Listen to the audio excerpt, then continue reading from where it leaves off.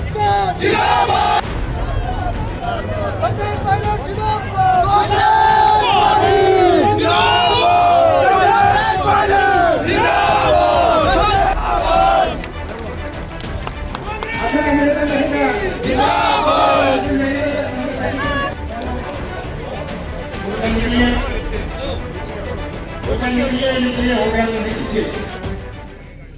बारह नवंबर को हिमाचल प्रदेश में आप सब अपने मत का प्रयोग करेंगे।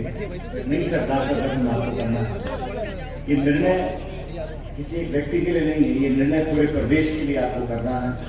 और हिमाचल प्रदेश में किन लोगों के हाथ में सत्ता रहेगी, कौन नीति निर्माण करेगा, 5 साल तक कौन आपकी सेवा ज्यादा कर सकेगा, इसका निर्णय आप लोगों को करना है।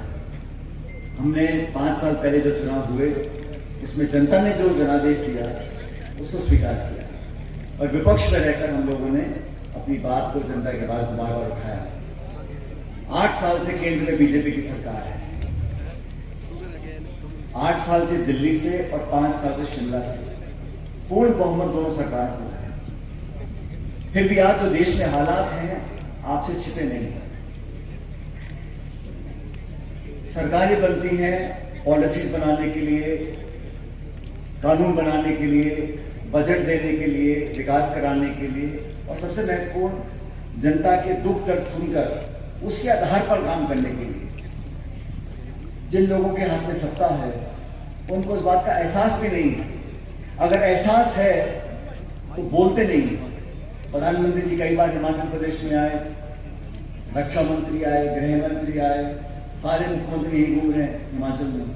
किसी एक नेता ने भी आज तक कहा कि हमें मालूम है कि गैस का सिलेंडर 1100 रुपए का हो गया, 1200 का हो गया, उसको हम कम करेंगे। किसी नेता ने इस बात को स्वीकारा कि महंगाई आसमान छू रही है, जिन लोगों के घर के खर्चे नहीं बन रहे उन लोगों पे क्या बीतती हम जानते हैं। पढ़े लिखे लड़के लड़कियां जो बेरोजगार हैं लाखों के तादाद में हिमाचल में, उनके लिए क्या समाधान किए। सत्ता में आने से पहले आपने बोला काला धन विदेशों से लेकर आएंगे, हर एक के खाते में 15 लाख रुपए डाल देंगे, 2 करोड़ लोगों को रोजगार देंगे और किसान की आमदनी दोगुनी कर देंगे। ये सब वादे बीजेपी ने किए थे कि नहीं किए थे भाई, मैं अपने आप से ही बोल रहा हूँ। और ये जनता के सामने किए थे, तो बंद कमरे में नहीं किए थे। अब आपको बार बार जनता चुन के भेज रही है। परिणाम क्या निकल रहा है? परिणाम ये निकल रहा है कि चीन लगातार हमारी सरहद के अंदर घुसता चला जा रहा है, महंगाई बेरोजगारी आसमान छू रही है, लोगों के घर का बजट खराब हो गया, लॉकडाउन लगा दिया, जीएसटी लगा दिया। और अभी भी उनसे पूछो कि इसका समाधान क्या है। गैस का सिलेंडर पहले 450 रुपए का था, अब वो डबल से भी ज्यादा हो गया। तो कर्जा था हिमाचल का, वो डबल हो गया। तो सब डबल करे जा रहे हैं। इसलिए ये जो इंजन है इसको सीज करना पड़ेगा और 12 तारीख को बटन दबा के एक इंजन तो आप सीज करो हिमाचल में, और 2024 में जो दूसरा वाला इंजन है उसको दिल्ली में हम सीज करके मिलकर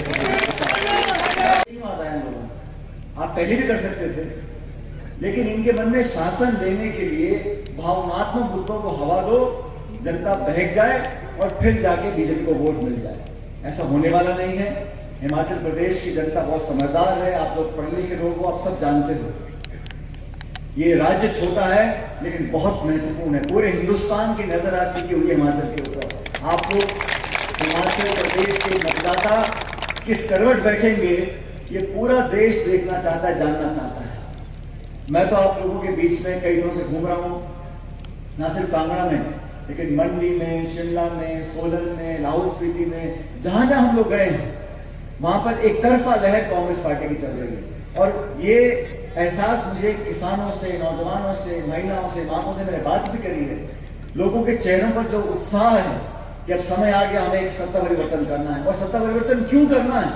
जब सरकार हमारी पार्टी की बनेगी तो हम लोगों ने वादा किया, माता बहनें बहुत बैठी हमारे यहाँ पर, कि 1500 रुपए हर महीने का भत्ता आपके खाते में हमारी सरकार डालेगी। बीजेपी वाले बोलते हैं ये तो रेवड़ियां बांट रहे हैं।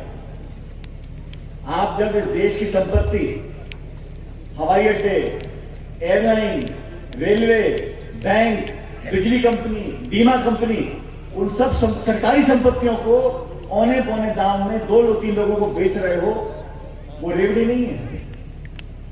जो अमीर थे वो इतने खरबपति बन गए, उनके पास समय नहीं है पैसे गिनने का अपने, और जो गरीब थे उनको 2 जून की रोटी हासिल नहीं हो रही आज।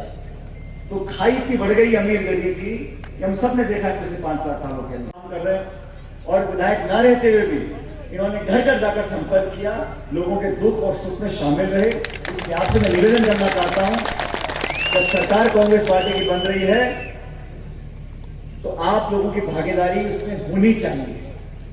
किशोरीलाल जी को आप जिताकर भेजो, विधायक बनाओ, इस क्षेत्र में हर चौतरफा जो विकास आप चाहते हो उसको ये करवाएंगे। इनकी पूरी मदद हम लोग करेंगे बैठ के शिमले से, और आप लोगों को कभी कोई आने नहीं देंगे जाए, ताकि हमारी माताएं बहनें अपने घर में बच्चों को पाल सकें, फल फूल साग सब्जी लेने में मदद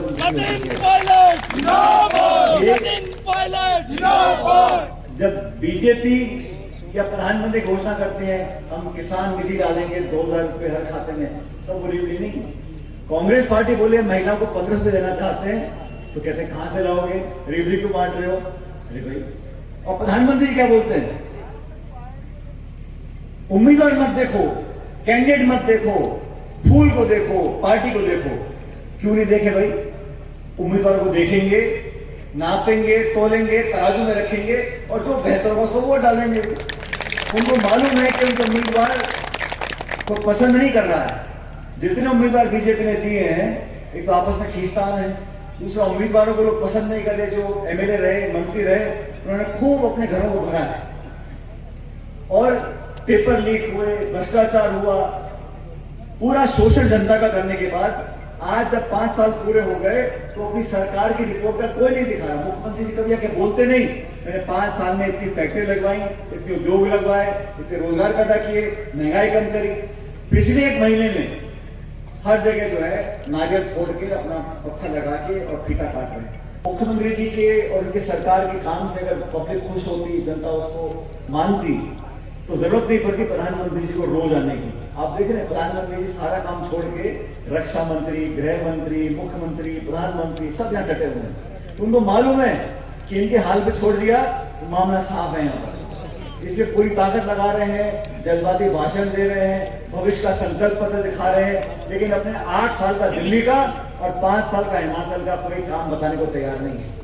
घोषणाएं कर रहे हैं, लोगों के जीवन को परिवर्तन करने के लिए उनके बीच में रहना पड़ता है, काम करना पड़ता है। इसलिए कांग्रेस पार्टी ने, सोनिया गांधी जी ने, राहुल जी, प्रियंका जी ने, हम सब ने सोच समझकर किशोरी जी को यहाँ पर उम्मीदवार बनाया है। इसलिए आपका एक वोट कीमती है। इस वोट को जाहिर मत करें, वोट को खराब मत करें। उस हाथ में बटन दबाकर आप उसका भाग बने, जो बदलाव आएगा, नई सरकार का निर्माण होगा, और आपके क्षेत्र में बाबा बैजनाथ की कृपा से यहाँ पे जो काम आपके अटके हुए हैं वो सारे काम होंगे। मैं अंत में, क्योंकि चुनाव प्रचार का आखिरी दिन है, 4 घंटे बाद प्रचार समाप्त हो जाएगा, और जैसा हमारे उम्मीदवार साहब बोल रहे हैं, हर एक बूथ पर हमको चौकन्ना रहना है, और हर बूथ पे हमें देखना है कि मशीन ढंग से वोट पड़ जाए, वो सील हो जाए, और फिर वो जमा हो जाए मुख्यालय पर। ये कार्यकर्ताओं का चुनाव है, हमारे सबका चुनाव है, और ये उम्मीदवार एक होता है, लेकिन चुनाव लड़ाने वाला पूरा कार्यकर्ताओं की टीम होती है, पूरा परिवार होता है। और हम भी कई दिनों से आपके बीच में इसलिए आए हैं, आपसे अनुरोध करने के लिए, आग्रह करने के लिए कि हाथ के निशान पर बटन दबाकर 12 तारीख को किशोरीलाल जी को विधायक बनाकर बेहतर चुनने में